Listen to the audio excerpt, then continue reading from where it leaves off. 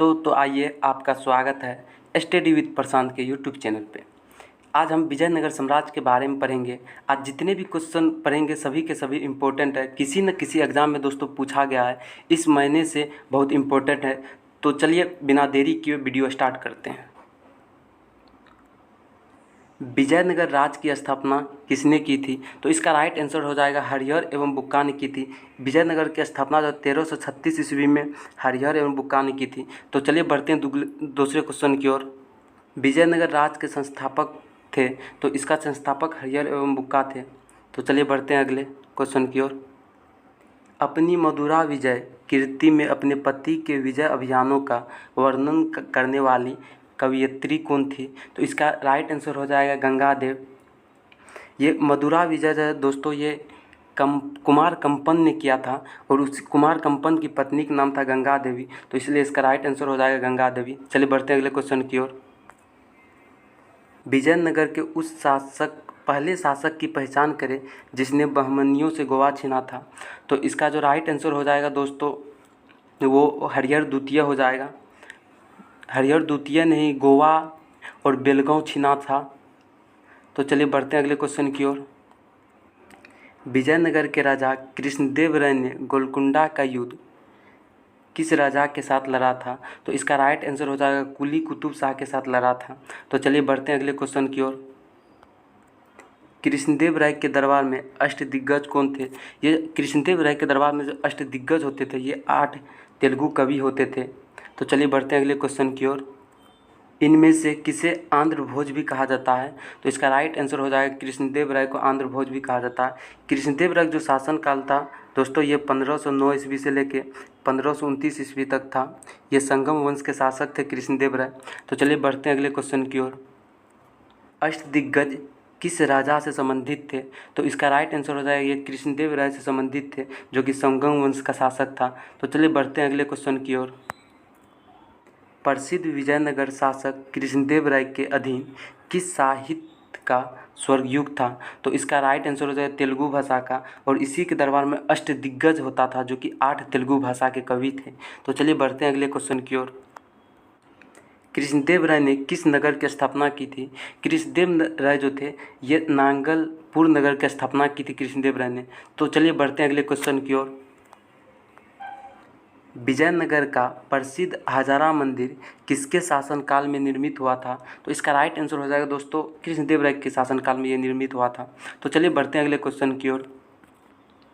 अब्दुल रजाक विजयनगर आया था। ये जो अब्दुल रजाक आए थे विजयनगर, ये देवराज द्वितीय के शासनकाल में आया था। और ये देवराज द्वितीय जो शासनकाल था, ये 1422 ईस्वी से लेकर 1446 ईस्वी तक था। इसको भी याद रखिएगा। चलिए बढ़ते हैं अगले क्वेश्चन की ओर। फारसी यात्री अब्दुल रजाक भारत में किस राजा के शासनकाल में आया था? तो इसका जो राइट आंसर हो जाएगा ये देवराज द्वितीय के शासनकाल में आया था। तो चलिए बढ़ते हैं अगले क्वेश्चन की ओर। निकोलो कोंटी कौन थे?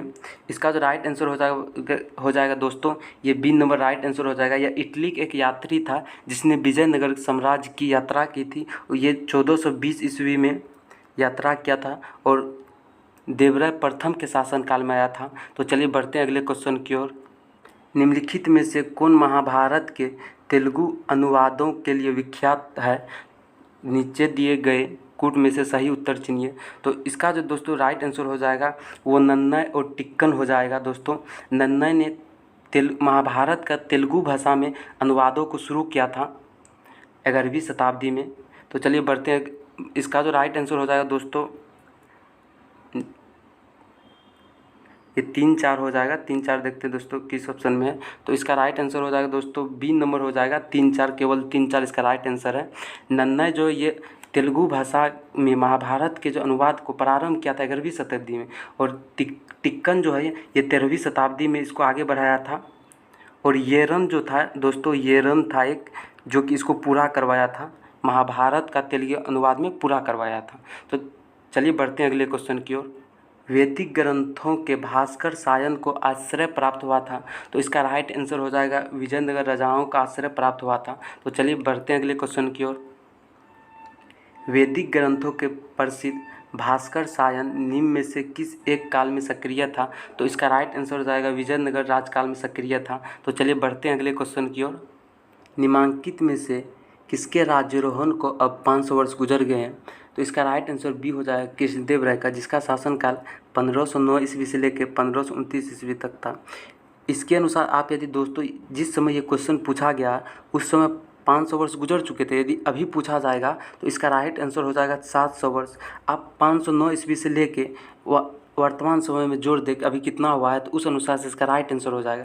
अभी 2022 चल रहा है, तो यदि 1500 से जोड़ दे तो 700 मतलब वर्ष इसका पूरा हो चुका था। इसके अनुसार ये क्वेश्चन मारा जाएगा। तो चलिए बढ़ते हैं अगले क्वेश्चन की ओर। 1565 में कौन सा प्रसिद्ध युद्ध हुआ था? तो इसका राइट आंसर हो जाएगा तालीकोटा की युद्ध हुआ था, जिसमें उस समय जो विजयनगर का शासक था वो सदाशिव राव था, जिसका शासनकाल 1542 ईस्वी से लेकर 1570 ईस्वी में तक था। और 1565 ईस्वी में तालीकोटा की युद्ध हुआ था, जिसमें गोलकुंडा, बीजापुर, अहमदनगर और बीदर के शासक ने मिलकर सदाशिव राय को पराजित किया था। और सदाशिव राय जो उस समय सेना का नेतृत्व कर रहा था वो राम राय कर रहा था। तो ये पॉइंट को आप काफ़ी महत्वपूर्ण है, इस पॉइंट को आप याद रखिएगा दोस्तों। तो चलिए बढ़ते हैं अगले क्वेश्चन की ओर। सन 1565 ईस्वी में कौन सा प्रसिद्ध युद्ध हुआ था? तो इसका राइट आंसर हो जाएगा तालीकोटा की युद्ध हुआ था। तो चलिए बढ़ते हैं अगले क्वेश्चन की ओर। तालीकोटा का युद्ध लड़ा गया था। तालीकोटा का युद्ध जो लड़ा गया था विजयनगर शासक उस समय था जो वो सदाशिव राव था। और विजयनगर के विरुद्ध जो था वो बीजापुर था, अहमदनगर था, गोलकुंडा था और एक और था बीदर भी था दोस्तों, इसको भी याद रखिएगा। ये चारों ने मिल के विजयनगर साम्राज्य के खिलाफ युद्ध लड़ा, जिसमें उस समय जो सदाशिव राव थे उसकी पराजय हुई और राम राय उसके जो सैनिक का नेतृत्व कर रहे थे उसका इसी युद्ध में मारा गया। इसे हम तालीकोटा का युद्ध कहते हैं, जो 1565 ईस्वी में हुआ था। तो चलिए बढ़ते हैं अगले क्वेश्चन की ओर। तालीकोटा का युद्ध हुआ था, तो ये जो तालीकोटा का युद्ध हुआ था 1565 ईस्वी में हुआ था। तो चलिए बढ़ते हैं अगले क्वेश्चन की ओर। जब राजा वोडियार ने मैसूर राज्य की स्थापना की तब विजयनगर साम्राज्य का शासक कौन था? तो इसका आगे वेंकट द्वितीय था। ये मैसूर राज्य की स्थापना 1612 ईस्वी में राजा वोडियार ने की थी और इस समय विजयनगर का जो शासक था वेंकट द्वितीय था। तो चलिए बढ़ते हैं अगले क्वेश्चन की ओर।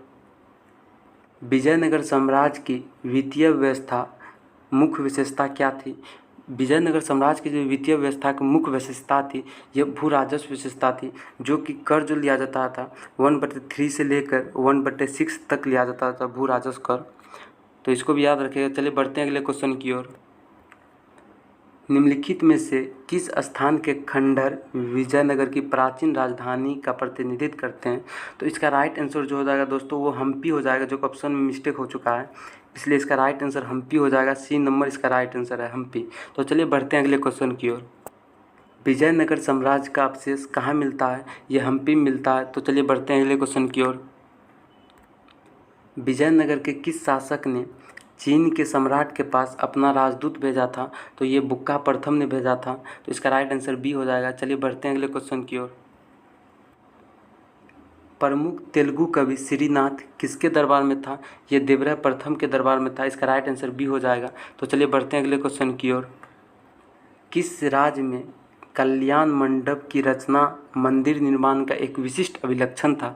तो इसका राइट आंसर हो जाएगा विजयनगर के साम्राज्य में जो था ये कल्याण मंडप जो था एक मंदिर निर्माण का जो विशिष्ट अभिलक्षण था। तो चलिए बढ़ते हैं अगले क्वेश्चन की ओर। प्रसिद्ध विजय विट्ठल मंदिर जिसके 56 तक्षित स्तंभ संगीतमय स्वर निकालते हैं यह कहाँ अवस्थित है? ये हम्पी में अवस्थित है। तो इसका राइट आंसर सी हो जाएगा। तो दोस्तों यदि वीडियो पसंद आई तो वीडियो को लाइक करें और चैनल को सब्सक्राइब करें। तो चलिए मिलते हैं अगले वीडियो